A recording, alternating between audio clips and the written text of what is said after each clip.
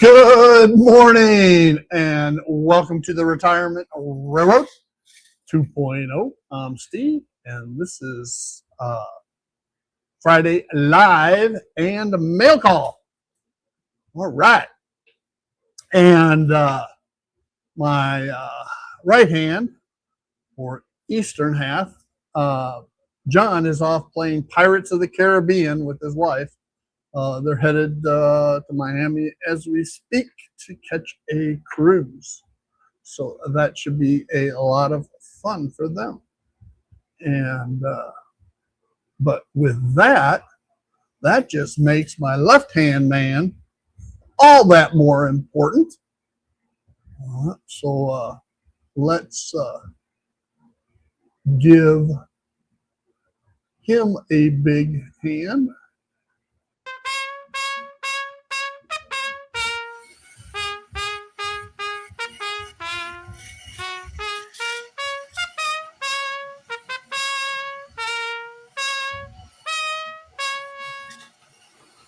Good morning, Grumpy. Hey, how are you doing? We didn't hear Oklahoma, did we? Oh, you're right. How could we not hear Oklahoma? Probably because it's not the picture perfect day that I always seem to have. It is actually rainy here today, and thus why the garage door's closed. But here we go.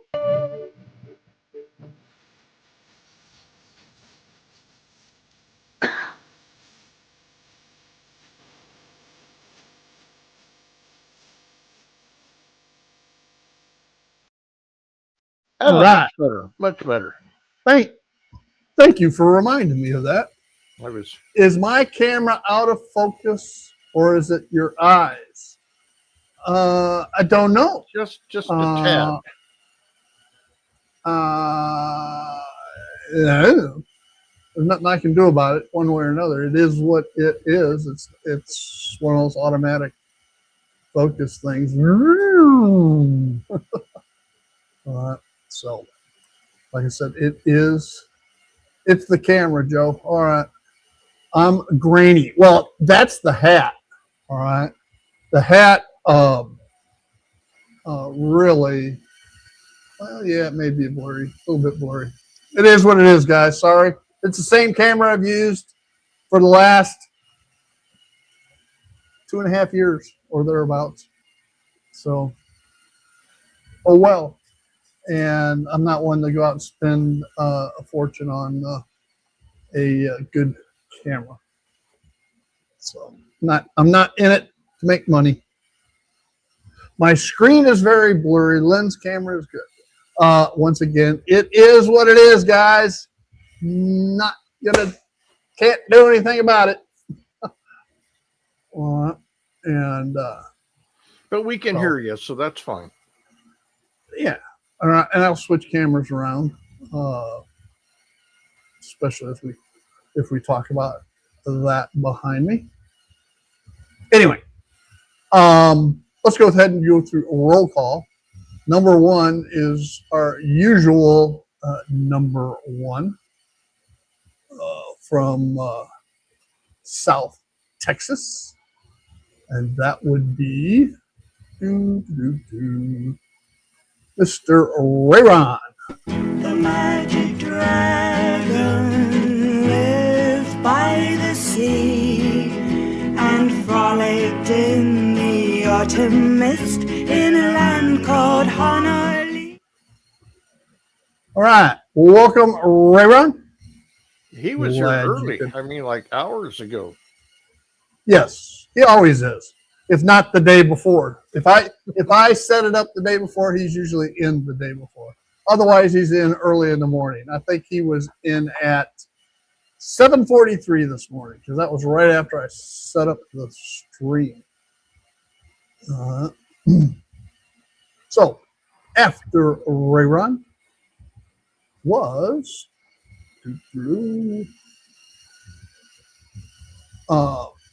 Mr. There he is, Mr. Thomas Grassi.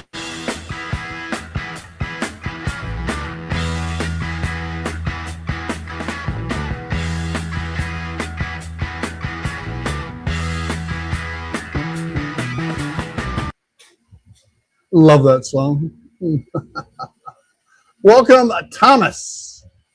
Following Thomas was our favorite,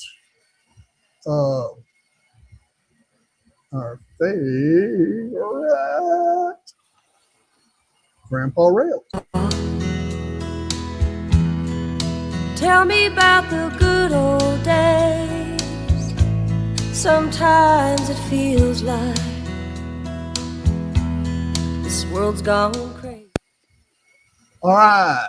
Welcome, JD. And following JD from across the pond was our favorite pilot. All right. There he is.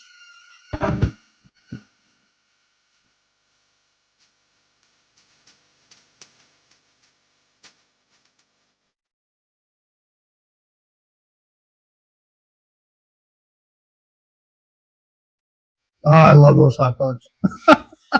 Grew up on the original Chicago dogs. Welcome, Andy. I digress. All right. And it wouldn't be a Friday without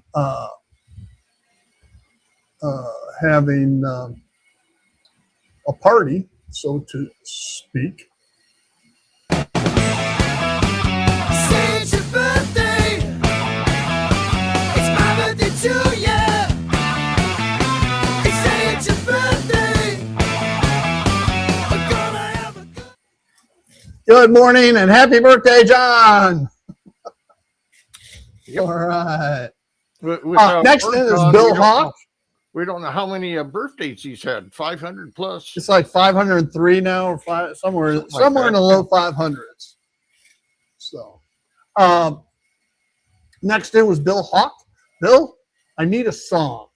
All right, I need a song for your introduction. This is like 3 weeks in a row you've joined us, so you've earned your song, your intro. Making it just in the nick of time. With probably the best song of all is Mr. Joe Rader. I'm late for a very important date. No time to say hello, goodbye. I'm late. No. I'm overdue. I'm really in a stew. No time to say goodbye. Hello, I'm late. All right, Joe. Yes, you were on time. All right. Gotta make sure I don't miss anybody here. Anybody come in? Oh, yep. There's Kyle. Kyle made it.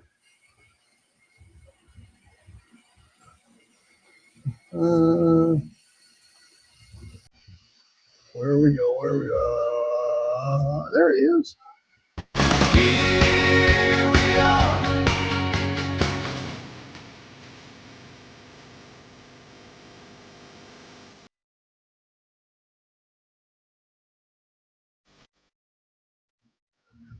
There you go, Kyle. You're not late. If as long as you make it in before the end of roll call, you're not late. Unless you're Joe. If you're 1 second past 10:30 Central Time, then Joe's late. Everybody else gets to the end of roll call. Right. Scroll. Oh. From the cornfields of Illinois, we have the Curly Express. Mr. To the Big bay window with a view of the stars and a field full of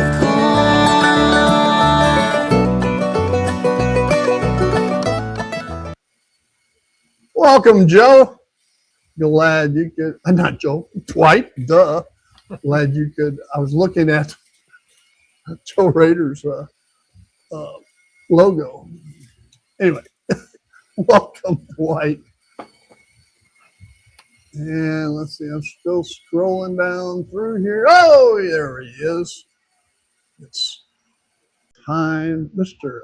German in the South, and time for a beer.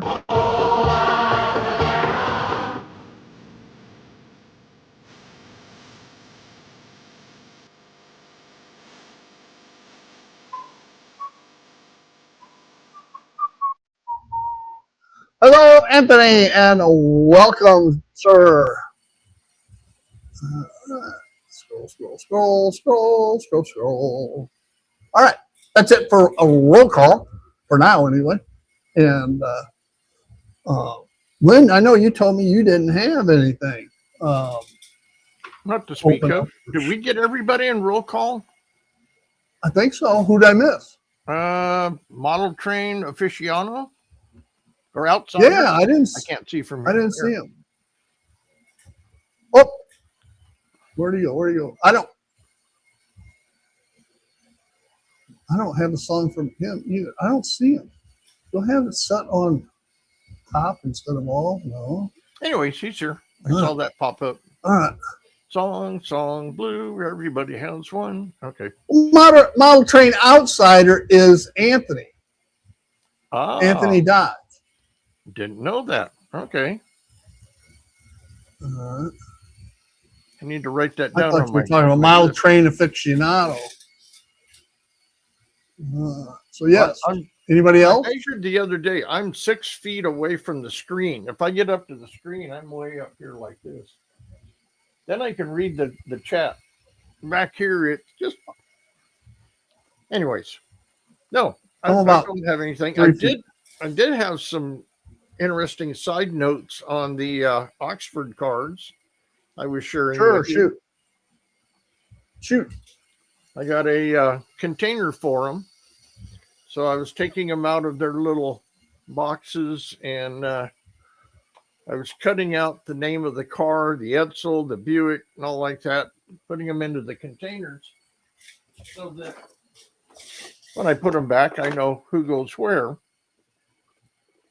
Then I found on the inside, on a few of them, there was official licensing from the Ford Motor Company, official licensing from General Motors, and official licensing from Chrysler, but not in every one, only in certain ones. Then in 2 of them, there was a little card, what do they call it? The little square with all the squigglies in it, QR codes. Yes. So I clicked on the one that said Ford, and it took me to the Ford website and thanked me for purchasing a Ford, which I thought was kind of weird because it was just a little Ford. But it went on. It entered me in a contest to win a coffee cup or a T-shirt that says Ford. Okay, and then there was one for GM. So I went into it, and it wanted my email so it can send me updates. Wanted to know what kind of GM car I had. Well, we do have an Impala, so put that in there, but no contest. They just wanted my email. So, and nothing Well, from Chrysler. you know. Chrysler was Let us know if you win anything in the contest, because if you do, then we'll all be scanning the Ford QR code so that we can win a Ford T-shirt or whatever. But I thought that if I had not really looked inside the paper wrapping that goes around the outside of the little plastic things the cars come in, I would have missed all that. Anyways, that's about all the excitement that's going on, of any interest anyway. Other than Wednesday night. And Steve, you said you saw it. I did. Some guy named Heath, blame Heath, and Human City Junction. I sent him a little box, in a box, which he took about 45 minutes or so to open and read letters, and there's little side jokes and all kinds of weird stuff. I did think it was really strange when he lifted the box and you could see through the, where the flaps come together.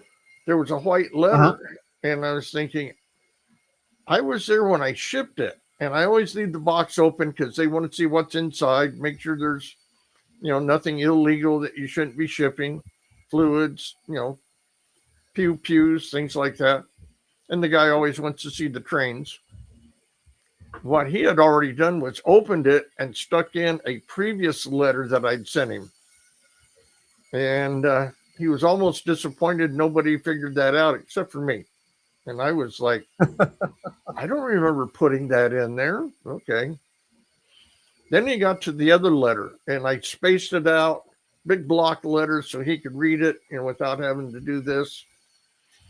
And had a lot of fun with that, with his new utility knife and new box of Band-Aids. He was showing all the injuries on his hands from cutting himself. And then the box within the box.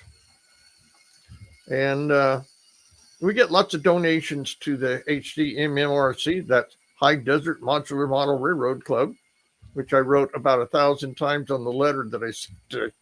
He was, I think, getting tired of reading that. But at the bottom one of the donation box was a Ziploc bag full of micro machine cars, which are almost perfect in-scale cars. There was some neat stuff in there. There was a truck and camper, a pink Cadillac, all kinds of stuff. So Heath is now happy playing with his little cars. Yeah, and NCARs, getting a variety of N-scale cars is tough. It really is. And Joe Rader wants to know if that's a Shay you're running back there. Yes, it is. Yes, A rather noisy Shay, but it's running. I had to It's clean a the grinder. I've got a 70-ton. That's a grinder. So anyway, I've been getting all kinds of stuff in the mail, primarily for the little project that's behind me. So, did you have anything else you wanted to add about your box to Heath? Well, the box cars. Anybody that saw it Wednesday night, yeah. and if anybody feels, thank you, caps on that helps. I could get my phone out too, but anyways, there was quite a discussion about the box cars that I sent him, and the story behind it. 2 shows back, up at the Tehachapi Loop, there was a table, and the box you saw within the box was sitting there with a card on it that said box cars $5 each or 5 for $20. And at the beginning of the show, that box was almost full. People were buying 1, 2, 3, whatever. So Sunday afternoon, I went over and looked. There was 6 box cars in there. I had trouble finding who owned them. I mean, he just left them sitting there on a table. Found the guy that had them. And I said, I'll give you 20 for the 6 cars. And he goes, fine. And you can have the box. And if you see Heath's show, he even says something about the box smells old. Yeah, that box has been around for a while.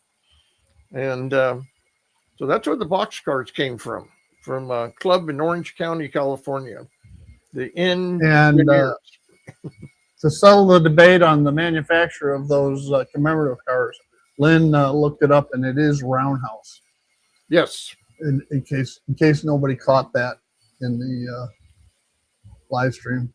And the different dates on the boxes and the box cars on the N-Scale Club, it references different milestones in their club from when they began, when they started using N-Track and something else. I forget what the third thing is. So that's why the different numbers. So it was kind of interesting. I shared that with Heath. He was impressed. Oh, yeah. Have I mentioned about my check?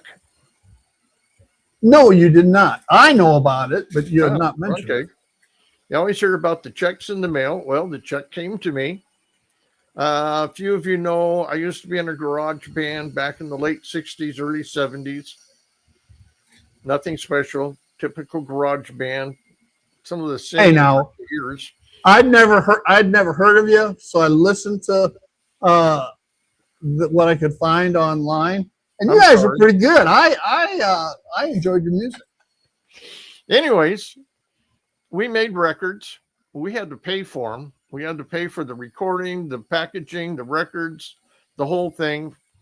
The original, we made 100 records, and we couldn't give them away. In fact, I gave some away, and the people gave them back. That's how amateur. So no biggie. And then several years, like 10 or more years later, I get a guy reaches out to me, and they want to press records, everything that we had, because we had singles, 78s, 45, 33s. The odd number ones were demos for radio stations. And we were on radio stations, Palm Springs, places like that. So Shattuck Records printed out, I forget how many hundred records and 1,000 CDs. And the deal was, when all the records and CDs were sold, then we would get gratuities off of everything sold after that. The records sold out within a month, and they couldn't give the CDs away. So we didn't get any more money. About 4 months ago on Facebook, somebody contacted me trying to reach the other band members. Well, 2 of them have deceased, and the lead guitar player, singer, he's retired police officer down in that guy's former town in Florida, just north of Tampa. But he doesn't like having his information, phone number and stuff given out. So I copied it, sent it to him. He followed up on it. And a company, and I can't pronounce their name, Grumman or something like that, out of Spain, wanted to repress all of our records. Okay. And I got a check in the mail for my percentage of the sale of our, I don't know, copyright or permission to press records. So right now, Royalty. they're making records, and I got a check. Now, the check isn't anything to write home about. I'm not going to tell you the amount, but I could buy a really nice DCC with sound locomotive for what I got. So, wasn't too shabby. Okay, so standing on the porch on the cover of one of the albums. Yes. Okay. Which one were you? 'Cause I can't tell. Okay. There's 2 guys in the middle in white shirts because it was summertime. The third one off to one side, which is really dark, is superimposed from another picture that was taken during the winter up in the mountains in the snow. That's why I'm wearing a flannel shirt and all like that. So Okay. if you're looking at the picture, there's 2 guys, and then next to the post is a third one, and that's me. But I'm the one that took the picture. Okay. Oh, okay. Cool. So if anybody wants to, type in band or music and instant orange, like instant coffee, but instant orange. Right. And yeah. Boring. All right. Uh-oh. Steve's lights went out. It did, didn't it? Oh, no. It's just I'm changing camera. I'm still here. You can We still can hear hear me, you. right? Yeah. I'm still here. Thomas has a question, and I'm trying to bring up the answer to that question for him. Ah, okay. Apparently, my part 1 of speed matching. Here we go, Thomas. That's what I use, Thomas. Let me make me bigger. Let's go there. Okay. The first part 1 of speed matching, of course, is building the case. All right, and I've gotten a lot of questions, all of which get answered in part 2 or part 3. But I don't like to have videos go on for 5 hours either. So I like to divide them up into series. But that's what I use, Thomas. I've never used Kato Unitrack before, but by utilizing that, it works perfectly, especially at the joint. Now, the other thing Thomas wanted to know about, and yeah, it's disappeared again. Hang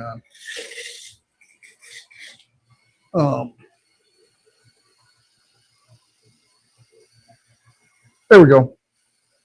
Thomas wanted, and a few other people wanted to know how, when you fold it, it doesn't bind on the tracks. Well, since it's set up with this center joint and hinge, when it folds up, the track pulls away. All right, so there's nothing to, no up or down to bind, it's pulling away. All right, like that. Nice. And then the center cabling for the wire comes through both sections here. You can't put it above the hinge because that doesn't work. You got to go below the hinge and leave enough slack so that it doesn't bind.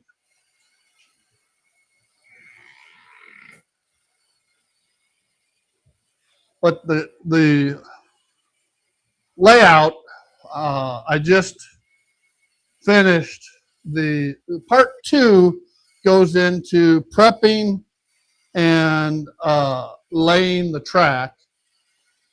Part 3 goes into this wiring, which I just finished. Lynn watched me finish it this morning. So everything on this case with all the leads, etc., is done. My control box that I've shown in the past is all done and ready to go too. So part 4 will be to see if it actually works.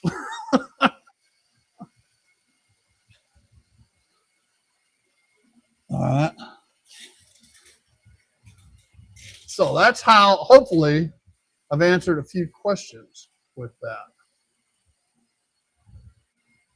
I need to share that with Ron from Classic Model Trains, because he's been making layouts that fold up and down so he can load them in his van to take them to shows and so forth. Yeah, if you have anything that lifts the hinge, the actual pivot point of the hinge has to be above the track. Now the way that one is, it's so far above that it actually is pulling it apart. Right. There's none of this, like a drop down can actually hit. So I mean, you can have those rails.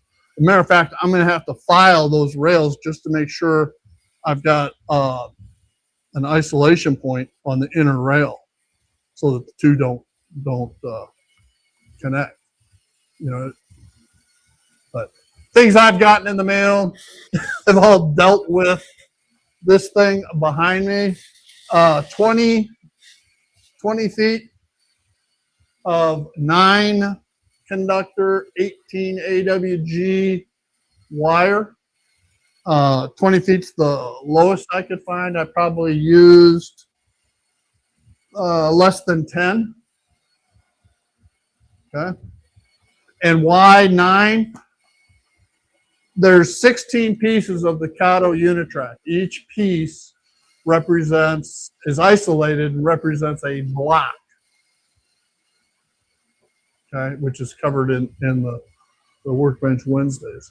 So each piece has to have a drop or a lead to it. So I need 8 on this side of the divide, 8 on the other side of the divide, plus the feed for the outer rail, all right, the common. All right, thus the 8, it's actually 9 conductor 18 AWG wiring. Now everybody says, oh, somebody's going to say, oh, you should use 14. Let's talk a little bit about electricity and national electrical codes. All right, our command stations feed typically 3 to 5 amps. Okay, that's all it feeds. Now you can get bigger ones, like John's got a 20 amp. Don't know why, but he's got a 20 amp. But my DCS 210 is a 5 amp, and most systems are, like I say, are 3 to 5 amp. All right. National Electrical Code, it all depends on the length of run and the type of insulation. But you can run for 5 amp, you can actually run 20 AWG. Okay? This is all 18 AWG. Okay, so for more than that'll handle 5 amps. Now let's take it a step further. There's only going to be one locomotive at a time running on this thing, maybe 2. And your typical locomotive pulls 1/3 to 1/2 an amp at full throttle. And some of the older ones can pull upwards to a full amp. But even still, if you got 2 locomotives, that's still only 2 amps. So 20 to 18 AWG is more than big enough for the electrical demand on this layout. Okay. Does everybody understand all of, everybody understand all of that, I hope.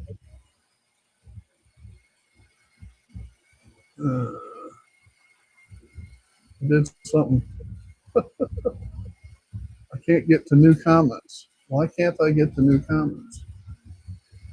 Lynn, can you hear me? I Can can you hear hear you me now? fine. Yes. I Oh, can okay. read the comments All if I lean forward. I got it now. Hey, Fresno Jason just joined. Hey, Fresno. I see that. So, with that in mind, there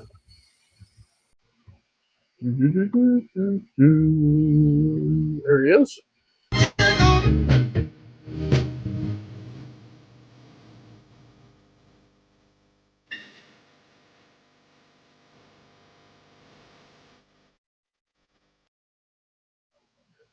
All right, welcome, Jason. Yes. Glad you could join us. I thought Jason was out of Solid town. core or stranded core? Good question, JD. The cabling, which the 9 conductor, is stranded. Okay. Stranded will flex easier than solid core. And solid core, over time, if you're bending it back and forth, can separate, okay, break. So this is stranded. The drops coming off of the rails are all solid core. Does that make sense? The connections for the BDL 168 have connection here, which is for a PS14, which is feeding 12 volt or 14 volt, 300 milliamp. All right. And that's what powers the BDL 168. Then you have a ground wire that runs between the command station and the BDL 168. And that plugs in there. Then you have the rail connections, and you have the common, or the white is the outer rail coming to a block here. All right, so one of the white wires feeding into the block is inbound. Actually, this one is inbound. 2 coming out feed feeders here and here. And then the blue wire comes around to this block, which feeds 2 sets of outer rail white feeders. Oh, what did I do here? Oh, that's okay. White here and here.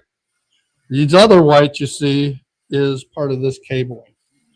Threw me off for a second. Didn't want to interrupt you, Steve, but we got our favorite Dutch boy and more favorite, his puppy. Yeah. All right. No problem interrupting for that at all. Dutch boy,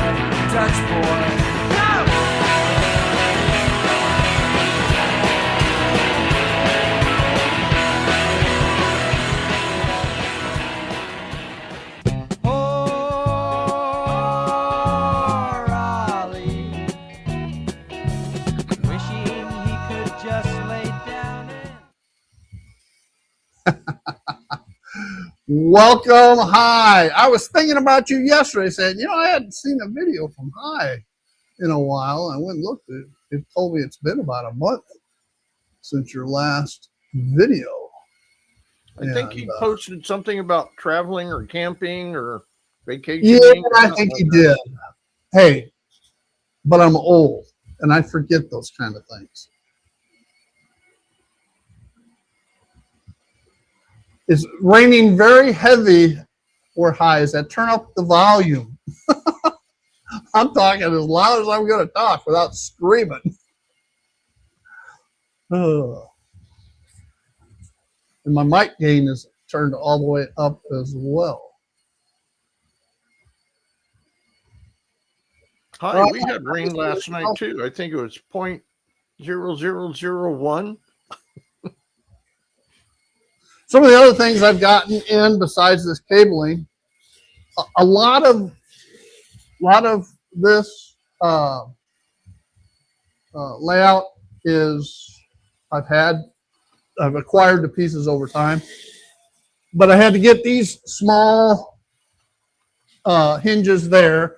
I already had the piano hinge, which it was a 4-foot because I couldn't find a 3-foot.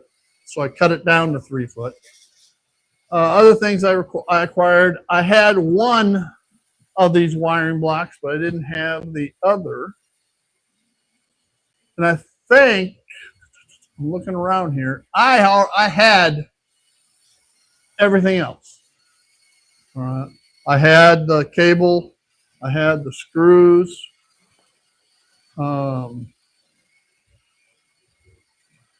So it was not. Oh, I had to get the Wagyu connectors too, and I got a 20 pack of singles, and that's the exact number I needed. So no money wasted there. Oh, I had to get the clasps and the handles. Everything else I already had. But I'm putting together a parts list for this thing. That'll be in the final episode of the speed matching layout. Some people may be wondering where Jason is. Jason was at a doctor's appointment, and he was not sure whether he was going to make it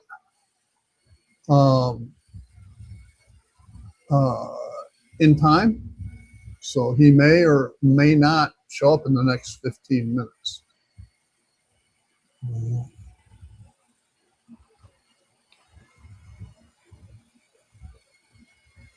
Okay. Thomas says he seems like it's overkill. Then I haven't done a very good job explaining what this is all about, Thomas. Every section of track, okay, every section is isolated. The inner rail is isolated and runs through the BDL 168, which is a block detection board. When I get to the last section where I'm actually setting up the script that will do the speed matching automatically. All right. It's not like when I'm done, if everything works out right, Thomas, I won't be putting the AccuTrack here and running it and adjusting the CVs for the given speed and then doing it again and then doing it again until I get it exactly where I want for each speed step. All right. the article, and I sent it to you last night, because apparently the link didn't work, in part one, which I'll have to take a look at. The article explains that the guys from the North Raleigh TN Track Club came up with the system back in 2010 or before 2009, somewhere in there. I believe the gentleman's name was Jim Wallace, who passed away last year. I did talk to another member of the team that put together the original of this. So hopefully, if I can't figure it out, I got the scripting. But for the scripting to be able to work and for it to be able to judge how fast the locomotive is going, it's not going to use AccuTrack. It's going to judge how long it takes from one section of track to the next. All right. And then it apparently will take and average that, or I don't know the programming aspect of it. But what it does is it will actually determine the speed based upon the travel time on each of these sections. Okay. Now, the original was designed for N scale, and their track only has 12 sections. But I was assured that the scripting is modifiable to the 16 sections that is on here.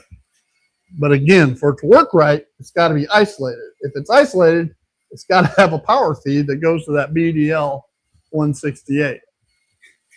Okay? Hopefully that answers that question, Thomas. I think so. All right. What else did I miss? Yeah, it's raining and thundering here too. But you know, in Oklahoma, we don't worry about that until the tornado siren that goes off right behind my house, within 100 yards behind, 100 maybe 200 yards behind my house. I don't worry about things like that. And when it goes off, that just tells me to go outside and take a look, take pictures. I haven't done that here in this house. Now, the first time we lived in Oklahoma back in the 90s, I used to do that all the time. So. We get the shake alert. Oh yeah, your earthquake alert, right? It's worked a couple of times. I mean, it doesn't give you much warning, but enough if you wanted to, you could hit the floor or dive under a table or something like that. Not enough room or enough time to get up and exit the house, I guess, unless you're real fast. But it's weird because the tone and everything is almost the same as the Amber Alert. You know, burr, burr, burr. And so you get your phone, and what is it? Earthquake. Oh, okay. And then it hits. Yeah, but Thomas, I think it will still work with NCE because it's using, if you can use Panel Pro and Decoder Pro, you should be able to use, and I know a BDL 168 works with NCE, okay? Because I've seen it on NCE systems. If not, other block detection devices should probably work. But irregardless, it's being done through JMRI, okay? And as it talks to LocoNet. Now, I'm not sure what they call NCE's version of LocoNet, but JMRI talks to NCE, so it should work in theory.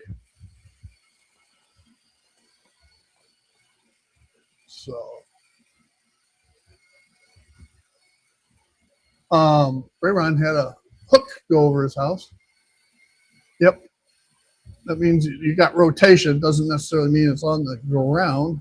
My brother-in-law and sister-in-law, who live on the northwest side of San Antonio, back when Hurricane Gilbert came through in the 80s, I had a tornado spun off the hurricane, and it hit the two houses behind them, went up, skipped his house, skipped the house across the street, came down, and then tore a path for 1.5 miles.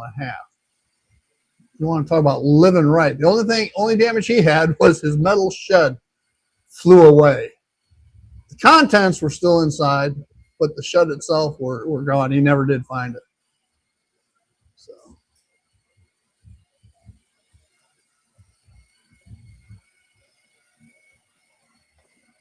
And again, Thomas, I can't answer NCE questions because I don't know. Other than your testing, which I understand, I followed all of it. It makes sense. Even for me, it makes sense and all like that.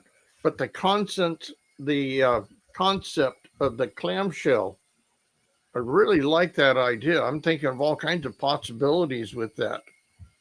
It works great. You can make a very good portable layout or modules or what do you want to call with that. So.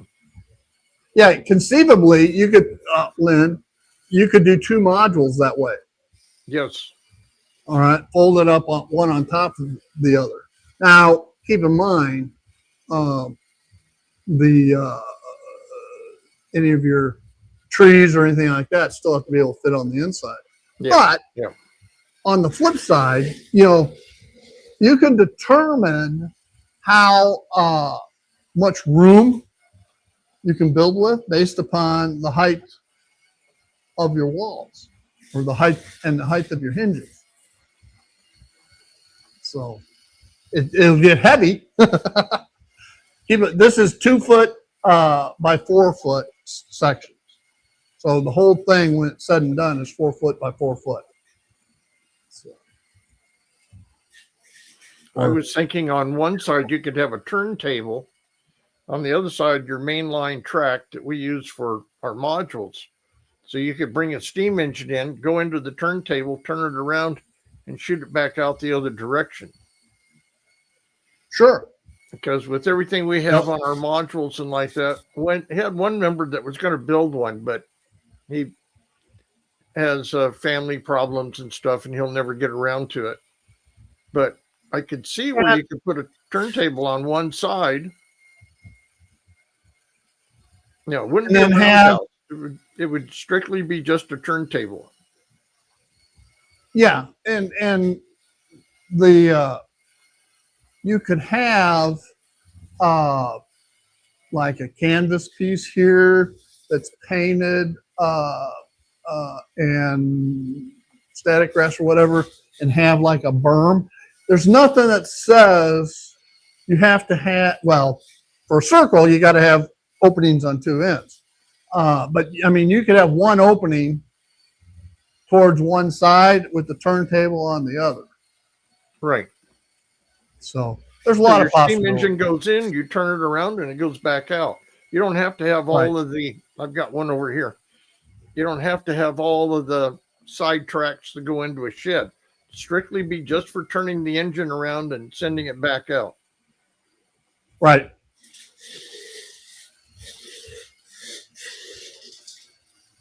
I don't think I'm going to live long enough to do one of those, but it's an idea. Like you said, it's going to have a little weight to it, though. Okay. In I don't know if it was in part 1 or part 2 high, but you can set up your passenger locomotives to have 1 speed curve so that, like, all of my E units, whether I run them together or not, will be speed matched. My E units and my F units, if PAs,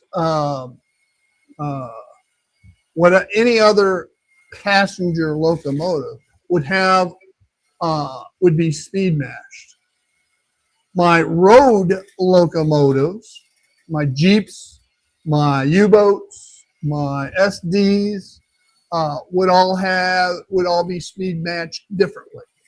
My passenger cars I'd speed match with a top speed of 75 miles an hour.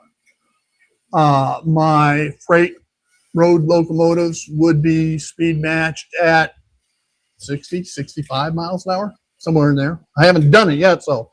And then my switchers, my yard switchers, I'd speed match down 40 to 50 miles an hour. Okay. That way, each class of locomotive could be run consisted together and would be speed matched. I don't see the need to have my freight locomotives, my Jeeps and my SDs, speed matched to my E and F units. I just don't see the need. Somebody might, and they could do that. They could take and do that, speed match if they want to run, but then it would have the same speed curve as all the passenger ones. All right. It's not what you're doing, it's how you manage your availability. All right. And that's totally up to the end user. Okay. Ray Ron, live editing. Yep. Okay. And that's great. I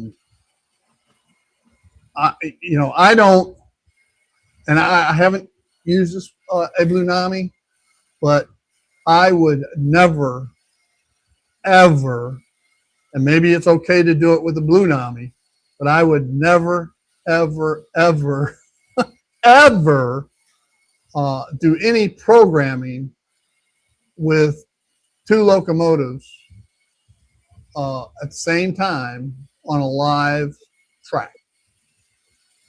Okay. All it takes, there's too much risk of reprogramming stuff you don't want reprogrammed. So I just avoid that. I want it on a separate layout. All right. Now you can use this layout, put Blue Nami on there, and speed match your heart's content. And then you wouldn't have to have a BDL 168 or block detection or anything like that. You could use an AccuTrack and keep running it and keep dialing it in and keep running it and dialing it in until you get it where you want it. All right. And then do the next locomotive and hope the two match up all right. All right. Or put them both back on the track and see if they match. With this, you put the loco on, it runs around, it does forward, it goes back, tests it out. When it's all said and done, it's done. It's set to one speed curve. Anything else that gets programmed to that same script or same variables will be speed match. Okay. Yeah, Kyle. In Florida, using my AccuTrack, I speed match everything the same. Okay, I just did. Again, that is an end user thing, not a hardware thing. It still applies to utilizing something like this. And I may get done with this thing, guys, and it may not work. It'll work. I don't know. All right. I saw it at another place and I conceptually liked it and said, well, I'm going to try it. So that's what we're doing. We're trying it out. I'm not advocating it for anybody. I'm not trying to sell it to anybody. This is one of my projects to see what it'll do. I think it should work. I don't see any defects there. So High says it's only for consist. Primarily High, but not only. All right. One of the things I wanted to avoid in Florida was I could speed match everything with the top end, at or near top end. Okay. And going 150 miles an hour. But no, I'd have trains flying off. I had my share of an E unit flying off my layout down there. I don't want trains to be able to go as fast as they can. Certain trains I might want to run even slower because those are the ones I may let a kid use. All right. And I don't want a kid race, I don't want loco racing on my layout. That's just me. Some people, there's a guy, Lionel, they have their Friday, or used to have their Friday evening locomotive racing. And it was cool. But that's not what I want to do. Years ago, when Jason Friend was out here, we had a contest at one of our shows, like drag racing, but see who could go the slowest. And some of these shays and so forth, I mean, you can get them down where, get out a tape measure and go 4 inches in, 5 minutes. Just Yeah. Kyle. Yes, I do. Series of obstacles have delayed it, but I have a small shed, an 8x16 shed in the back that is old and dilapidated. I am going to tear it down and build a 16 by 32 foot shed, and that'll be the new layout. Before I can do that, I have to go over to Tennessee and pick up my trailer. I have a 15-foot trailer, and bring it back here so that I can put all my train stuff that's currently stored in the dilapidated shed out back. I can put it in the trailer. Once that's done, all right, hi, have a good dinner. Once that is done, then I can tear down that shed and start on the new shed. I'll have to drill 15 piers for it, for the supports, and which will be 5 on each side plus a row down the center. Once those are in, then of course I can start the floor. All right, now what's the time frame for all that? Well, I'm going to pick up the trailer. All right, I'm leaving here the day after Father's Day, whatever day that is, and I'm headed to Tennessee to my son and daughter-in-law's. And then from there, the following weekend, we have an op session at Jason's in Arkansas. So sometime near the 1st of July, I will have the trailer back and I can start making the transfer stuff. And, oh, there you go. That's something I can't help you with, Thomas. Sorry. I'll be lucky if I can modify it to work with LocoNet. So, but anyway, so sometime after the 1st of July, I can start moving stuff to the trailer. But then we're going to have another delay because I have a hip replacement surgery on July 16th. So that's going to put me out of action for a while. yeah. Oh. But once that's done and I'm recovered, then I can slowly start to put this thing together. But that's the game plan and current time frame. So sometime next year, you'll have it up and running. That's right. No, it won't. I'm building this thing. Okay, I'm not hiring somebody to do it. I'm building it, and I'm an old decrepit fart. I used to be able to do this stuff all the time. I got an engineering background. All right, I work construction. I know structural engineering. I know framing. I know electrical. So I can build this thing. That said, it's not like I call Tough Shed and they come out and put it up in a day or two. So summer of 2027. Well, no, it'll be before that, Joe, that I start. I hope to have it framed out and dried in by the summer of 2027. It's a good benchmark. Yeah. Yeah, I don't know how long it's going to take. I don't know when I'll be able to start actually working on stuff like that. You may be closer to it, Joe, now that I think about it, because, you know, I got to recover. I got to, Yeah. you know, but anyway, at least I'll be working on it sometime late this year in one fashion or another. Electrical, electrical is easy. The best class I ever had in college was physics, because they teach about everything and the most useful knowledge stuff. Most stuff you can apply to life if you care to, such as electrical. So it'll have a split unit in it, so it'll have heat and air conditioning. But again, it'll have to be insulated and do all that. All right, guys, we are at 1 hour, 1 minute, 38 seconds. So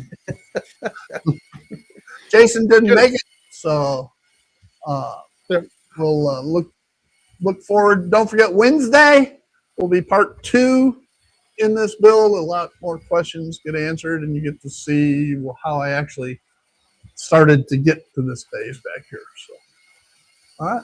With that, y'all have a great day and weekend. Later, all. Bye.